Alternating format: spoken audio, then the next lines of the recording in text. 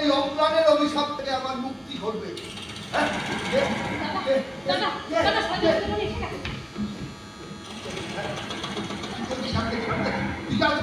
আমি আপনার ঘুরে লাগবে এমন মিঠুকে তাকে পার করে দিন তোমরা।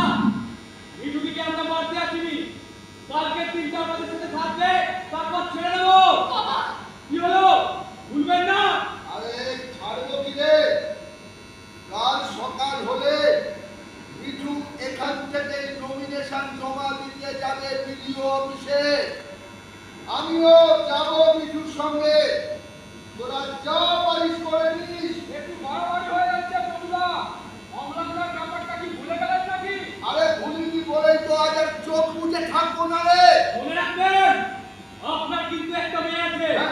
দিন কাল খারাপ, কোথায় কি ঘটে যাবে তখন সময় দিতে পারবেন তো? আপনি ওদের দরজাটা খুলে দিন তোমরা।